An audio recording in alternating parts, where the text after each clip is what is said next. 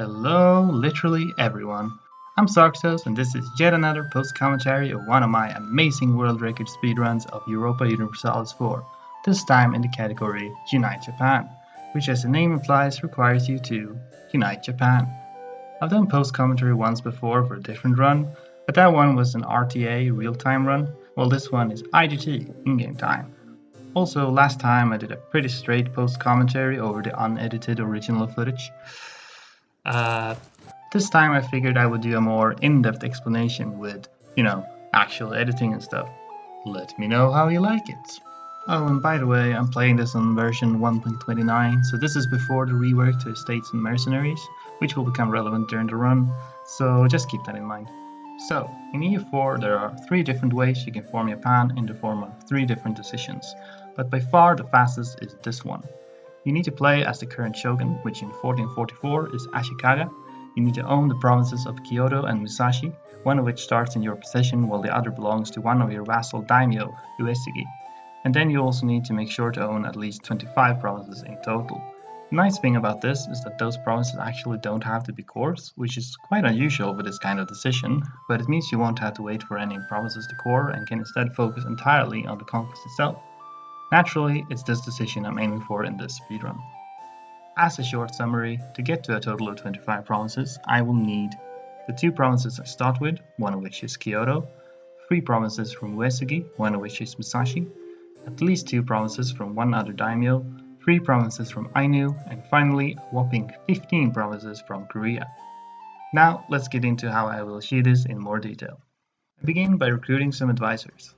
First up is this level 2 artist who is almost always available and at 50% of the normal price nonetheless. His stability cost reduction is going to be very helpful in this run, because as you will see later, I will be dropping stability like there's no tomorrow. Next, I look for a Diplo rep advisor, who is also almost always available, but it varies a bit whether he's level 1 or 2, which isn't hugely important, but the level 1 version is of course cheaper. His only job is to secure military access to Korea, and that's it. That's his entire life purpose. Lastly, I preferably like to get either a morale or a discipline advisor. I'm not really sure which one would be best, but either one is good, and in this particular run I happen to have both available, so I just went for the discipline guy. I then go and enact the sword hunt decision? Policy? Whatever it's called, which will greatly increase my force limit, all the way up to 27 initially. And let me tell you, I will be making full use of that, as I take out almost 30 loans at once in order to fund an army consisting of 8 regular infantry, which is all I have manpower for, and 8 mercenary infantry. This might seem a bit excessive, and to tell the truth, maybe it is, but in a run this short it really can't hurt to go a bit overboard with these things.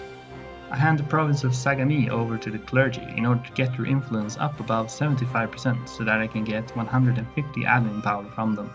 This, combined with their stability cost reduction, is once again helpful to remedy the rather obscene stability loss I will be suffering shortly. Now I'm gathering up both my armies and my fleet in the province of Chikusen in preparation for the war with Korea, but that is in fact not the first or even the second war I will be declaring, because on the 12th of December, which is the first day you can declare war, I instead turn on my own vassal, Uesugi. Naturally, this is mainly to get the province Musashi, which I need to form a pan. But before I start the war, I quickly check which other daimyos they are allied to, and specifically I want to make sure they are allied to at least one other daimyo that in turn has at least 2 provinces. And the reason for that is as follows. As I mentioned earlier, in order to get the full 25 provinces I need, I have to take at least 2 provinces from a second daimyo besides Uesugi.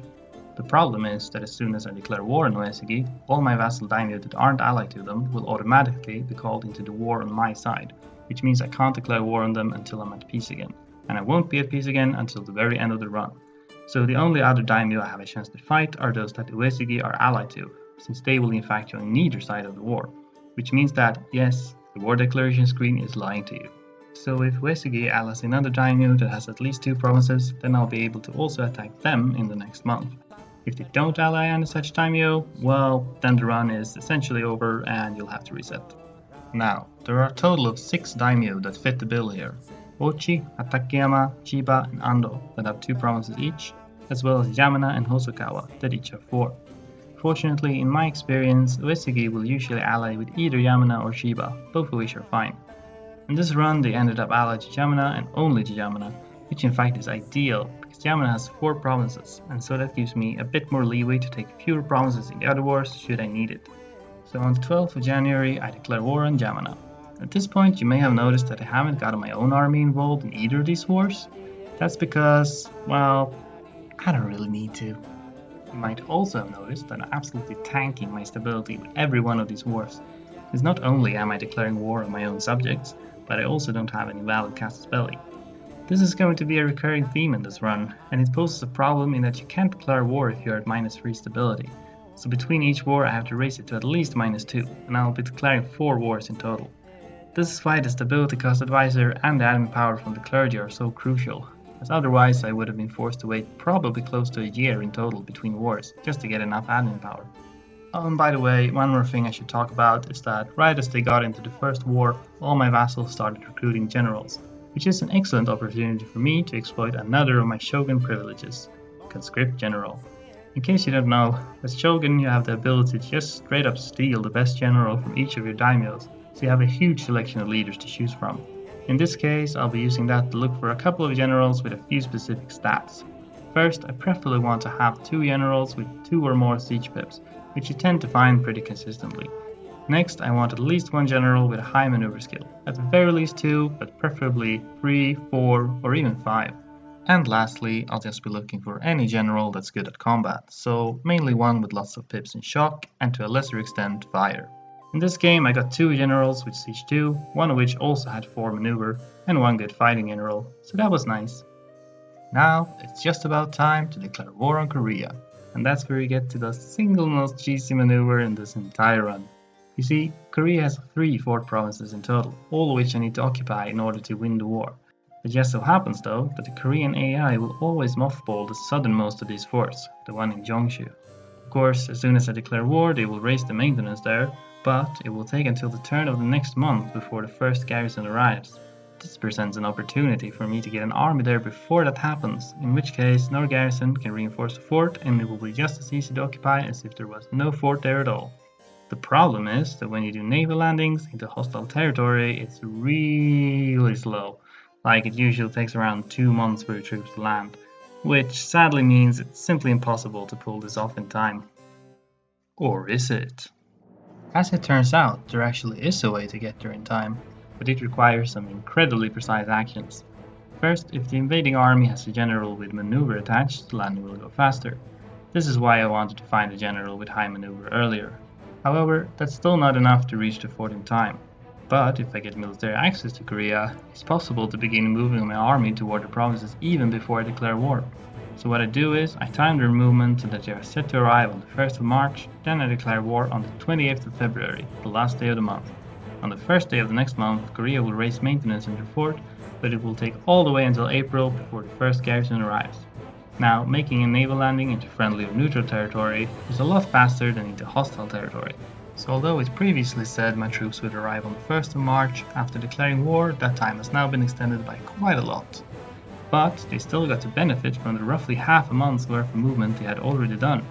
As a result, they are now set to arrive on the 29th of March, which is just in time to catch the fort with its figurative pats down. What I do need to worry about, however, is the Korean army. They start off with 14,000 men, while I'm effectively limited to just 5,000 in my initial landing, since I only start with 5 transports and I really don't have time to build more. So that means that if the Korean army decides to come down and contest my little beachhead, I'll be promptly annihilated and won't have time to capture the fort. And due to the slow naval landings, there's no way I can get any reinforcements there in time. My solution to this problem is to do not just 1, but 2 naval landings. The second one is there to act as bait, drawing the Korean army north in order to buy my southern army time to do their thing. The way I set this up is I land 3 regiments in the north and 2 in the south, and I think the AI is predisposed to go after the larger army first, so that should ensure that they go north. But I haven't tested this extensively enough to say with any certainty that it really is consistent, but at least this time it seems to have worked. The best thing is, I don't even have to sacrifice these 3 brave regiments, as right before they're about to land on top of the Koreans, I simply move my ships back, thus cancelling the landing. Once they realize they've been bamboozled, the Koreans promptly move south again, and in fact they move so swiftly that they almost managed to interrupt my occupation in spite of everything. But in the end they're just a few days late, and once I have the province in my possession I can quickly move over my entire army in just a matter of weeks and win my first battle in the process. I will admit this entire thing is a bit risky though. In my game Korea had a 2 maneuver general and they almost made it in time, so it's quite possible that with 3 or maybe 4 maneuver I would have been done for. But yet again I haven't tested this much, so I'm not sure. With all these shenanigans going on, there's one little detail I've neglected to mention, namely the fact that Korea is a tributary of Ming, and that Ming actually joined this war in their defense. This could obviously have been a major problem, but thankfully there's an easy way out. I can make peace with Ming right there on day 1 simply by releasing some of my daimyo vassals, and since I have like 1 billion of them, that's not really a huge deal. The only thing I have to be wary of though is that after they get released, they will still remain in my wars as regular allies, and as regular allies they might get the idea to not transfer their occupations to me. This could potentially be catastrophic, so before I make peace with Ming, I check which daimyo is leading which siege and make sure not to release any of those particular daimyos, just in case. I even ended up waiting a while just so that a few minor occupations had time to finish. With all that out of the way, the rest of the war with Korea is relatively straightforward. That doesn't mean it's without risk however, since while my army is larger than theirs, I've already pushed both my manpower and money reserves to the limits, so Korea will usually replenish their armies faster after each battle if given a chance. For that reason, I tried my best to keep the momentum up and caught their armies after they retreated north and then once again when they fled south. At that point, some of my daimyos had arrived on the peninsula and served as a good distraction while I focused on finishing my sieges. Soon enough, I had achieved complete victory and could claim the spoils. By prioritizing the lower cost provinces first, I could peace out for no less than 15 provinces. But annoyingly, the run isn't over. You see, about a month after declaring war on Korea, I also declared war on Ainu, and naive as I was, for some reason I had expected my daimyos to actually, do something. But instead they decided to use their overwhelming numbers to have a nice little picnic just outside of Ainu's capital for months on end rather than doing their job. It was not until near the end of the Korean War that they finally got around to beginning the siege, which meant I had to wait for several months after finishing in Korea to get the final few provinces I needed. But they did eventually finish it, and after annexing Ainu, I could finally, on the 5th of April 1447, enact the decision to unite Japan. 2 years, 4 months, and 25 days after the start of the game, which, as of the posting of this video, is the current IGT world record according to the Speedrun.com leaderboards. This was actually the first ever run completed with this strategy, and even though it was far from optimal in terms of both luck and execution, it was still about a year faster than the previous record. But there's still plenty of room to improve upon this time for anyone willing. Anyway, I hope you enjoyed the video. This is the first time I've ever done a video quite like this, so if you have any feedback I'd love to hear it. Or if you have any further questions about this run or EU4 speedrunning in general, feel free to ask. If you want to see the full unedited version of this run, I'll be including a link to it. Or if you want to see a real-time version which uses a slightly modified strategy, I'll include a link to that as well. That's all from me, so have a good day.